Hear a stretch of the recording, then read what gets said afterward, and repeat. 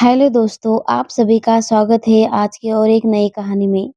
अरुण के लिए उसका पिता विश्वंभर नाथ एक पहेली से कम नहीं थे। एक ऐसी पहेली जिसे टुकड़े कभी जुड़ते नहीं दिखे।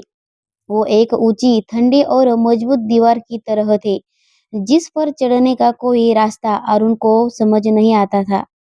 उसके चेहरे पर हमेशा एक गंभीरता की परत जमा रही थी, जो किसी भी भावना को बाहर झुकने नहीं देती थी। अरुण की यादें उसके बचपन से शुरू होती है, जब वो स्कूल में दौड़ता हुआ आता, अपनी ड्राइंग बुक में बनाया सूरज दिखाना चाहता, तो पिता बस एक नजर देखकर कहते, पढ़ाई पर ध्यान दो, ये सब बात में भी कर लेंगे। जब ये क्रिकेट मैच में मैन ऑफ द मैच बना तो पिता ने ट्रॉफी को हाथ में लेकर सिर्फ इतना कहा, अब पढ़ाई में भी ऐसा ही करो। उनकी आंखों में कभी कोई चमक, कोई गर्व नहीं दिखा, सिर्फ अपेक्षाएं थी जो एक अनंत सूची की तरह लगती थी। घर एक सुनियोजित फैक्ट्री जैसा था। समय पर भोजन, समय पर पढ़ाई, समय पर सोना, बीच में प्यार जैसा शब्द था ही नहीं। अरुण की माँ, एक कोमल और समझदार महिला, बीच बीच में पिता को समझाती, बच्चों को थोड़ा बात कर लिया करो, उसे लगता है तुम नाराज रहते हो। पिता का जवाब हमेशा एक ही होता, मैं उसकी भलाई के लिए ही तो कर रहा हूँ। प्यार दिखाने से रोटी नहीं मिलती, मेहनत से मिलती है। अरुण ने सोच लिया था कि उसके पिता में प्यार जैसी कोई चीज होती ही नहीं। वो सिर्फ एक अनुशासन के प्रतीक थे, जिसे पार करना अरुण के लिए जीवन का लक्ष्य बन गया था। वो दूर जाएगा, नौकरी करेगा और उस ठंडे रिश्ते की जंजीरों को तोड़ेगा। समय ने अपनी गति से चलना शुरू किया। अरुण ने इंजीनियरिंग की परीक्षा पास की, बेंगलोर में नौकरी मिल गई। घर से विदा होते वक्त पिता ने स्टेशन तक छोड़ने आने से इनकार कर दिया। उन्होंने बस 1,000 रुपए का नोट अरुण के हाथ में थमाया और कहा, खर्च चलाओ, समझदार बनना। ट्रेन चल पड़ी। अरुण की आंखों में आंसू नहीं, बल्कि एक अजीब सी मुक्ति की भावना थी। वो आजाद था। बेंगलोर का जीवन रंगीन और तेज था। नई नौकरी, नए दोस्त, नई आजादी। फोन पर माँ से रोज बातें होती, लेकिन पिता कभी फोन नहीं उठाते थे। मगर कभी उठा भी लेते तो बातचीत 2 मिनट से ज्यादा नहीं चल पाती थी। हेलो बेटा, उनकी आवाज सदा एक सी, भाव शून्य। सब ठीक है पापा। हाँ तुम। हाँ। अच्छा, माँ से बात कर लो। और फोन माँ के हाथ में। यही रूटीन महीनों तक चला। एक साधारण सी दोपहर थी। अरुण ऑफिस में अपने काम में व्यस्त था कि उसका फोन बजा। माँ का नंबर था। अरुण। माँ की आवाज में एक असामान्य घबराहट थी। पापा को दिल का दौरा पड़ा है, वो अस्पताल में है। दुनिया एक पल में थम सी गई थी। उस ऊंची दीवार के एकाएक ढल जाने का डर, उस सख्त चेहरे पर मुस्कुरा बंद कर देने का ख्याल। अरुण ने उसी शाम ही फ्लाइट पकड़ी। अस्पताल के कमरे में पहुंचकर अरुण ने पहली बार अपने पिता को इतने निसहर्ष, इतने छोटे देखा था। उनका सख्त चेहरा, जो हमेशा तनाव की रेखाओं से भरा था, अब शांत और निर्भर लग रहा था। उनकी आंखें बंद थी। अरुण ने उनका हाथ थामा, तो वो हाथ जो कभी डांटते हुए उठता था, अब बिल्कुल शक्तिहीन लग रहा था। कई घंटे बाद कई घंटे बाद पिता की आंखें खुली। अरुण को बैठा देखकर उनकी आंखों में एक क्षण हैरान दिखी, फिर वही सामान्य गंभीरता लौट आई। तुम क्यों यहाँ आए, नौकरी छोड़कर? उनकी आवाज कमजोर थी, लेकिन स्वर वही था। पापा, आप ठीक हो जाओ, फिर देखेंगे। अरुण ने कहा। पिता ने कोई जवाब नहीं दिया, आंखें बंद कर ली। लेकिन अरुण ने देखा, उन्होंने उसका हाथ छोड़ा नहीं था। डॉक्टर ने पिता को स्थिर बता दिया। घर लौटते के घर लौटने के बाद अरुण ने एक फैसला लिया कि वो कुछ दिन और रुकेगा। एक दिन माँ ने अटारी का सामान साफ करने को कहा, जहाँ सालों से पड़ी पुरानी चीजें रखी थी। धूल चाटने बॉक्स के ढेर के बीच अरुण को एक पुराना लकड़ी का संदूक दिखाई दिया। उसे खोलने पर अंदर से कागजों की एक पुरानी महक आई। ये उसके पिता की निजी चीजें थी। एक पुरानी डायरी थी, कुछ पुराने चश्मे और फिर अरुण की नजर एक बंद एल्बम पर पड़ गई।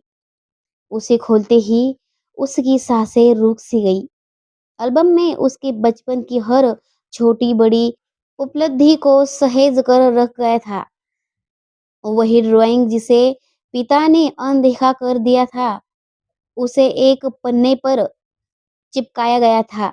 नीचे लिखा था, मेरे बेटे की पहली ड्राइंग, उम्र 5 साल।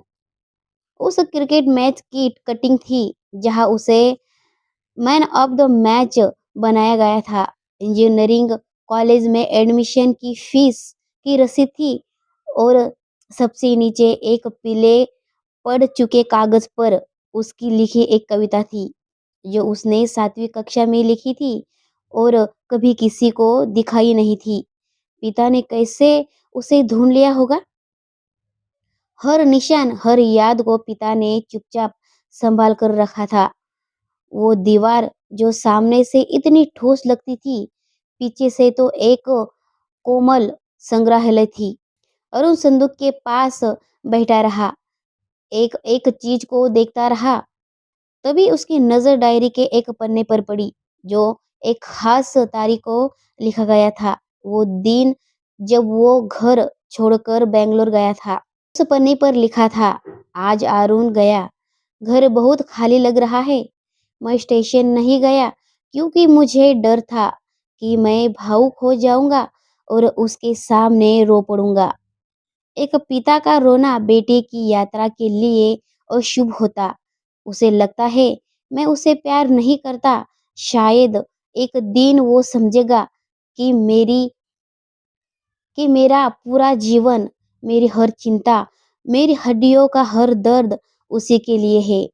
प्यार हमेशा दिखाने की चीज नहीं होती, कभी कभी वो छुपाने की चीज भी होती है, ताकि तूफानों में वो तुम्हारी पीठ के पीछे एक मजबूत सहारा बनकर खड़ा रह सके। मेरे बेटे, सफल हो जाना, बस इतना ही चाहता हूँ। और उनकी आंखों से आंसू की बूंदें कागज पर गिरने लगी। वो सब कुछ जो कभी नहीं कहा गया, वो सब प्यार जो कभी नहीं दिखा, आज उस संदूक ने आज उस संदूक में जिंदा था। उसकी पूरी जिंदगी की गलतफहमी एक पल में धूल हो गई। शाम को जब अरुण चाय लेकर पिता के कमरे में गया, तो वो बिस्तर पर बैठे थे। अरुण ने चाय का कप दिया और फिर बैठ गया। 1 मिनट की खामोशी छाई रही।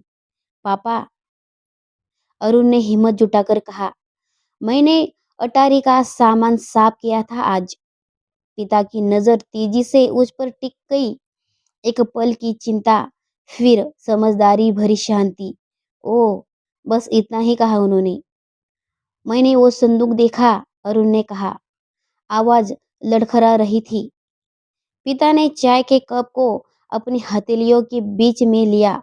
गर्माहट महसूस करते हुए उन्होंने खिड़की के बाहर देखा, जहां सूरज ढल रहा था। बेटा, उन्होंने धीरे से कहा, दुनिया हमेशा तुम्हें गिराने को तैयार बैठी है। एक पिता का काम है कि वो तुम्हें इतना मजबूत बना दे कि तुम हर ठोकर के बाद खुद उठ सको। प्यार प्यार कमजोर कर देता है, इसलिए मैंने तुम्हें वो कभी दिखाया नहीं। लेकिन उन्होंने एक गहरी सांस ली और अरुण ने पहली बार उनकी आंखों में एक सच्ची बिना शर्त चमक दिखी। लेकिन उनका मतलब ये नहीं था कि वो नहीं कि वो था ही नहीं। अरुण ने उनका हाथ थाम लिया। इस बार कोई शब्द नहीं थे, बस एक समझ थी जो सालों की दूरी और गलतफहमियों को पाड़ रही थी। आज अरुण आज अरुण खुद एक सफल इंजीनियर है और एक बेटी का पिता है।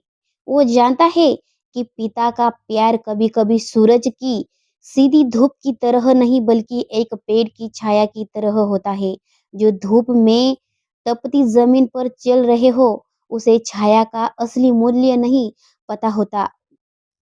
वो बस उनकी ठंडक को एक सामान्य सी बात समझता है, लेकिन जब एक बार तूफान आता है या धूप तेज हो जाती है, तब पता चल जाता है कि ये छाया कितनी मूल्यवान थी। वो बिना कुछ मांगे, बिना कुछ कहे, सिर्फ खड़ी रहकर सुरक्षा देती रही। विश्वंभर नाथ की ये दीवार कभी अरुण के विश्वम्भर नाथ की ये दीवार कभी अरुण को रोकने के लिए नहीं थी, बल्कि हवाओं से बचाने के लिए थी। उनकी अनकही दास्तान दुनिया की सबसे मीठी और सच्ची कहानी थी, जिसे पढ़ने के लिए अरुण को एक संदूक और एक जीवन भर का इंतजार करना पड़ा।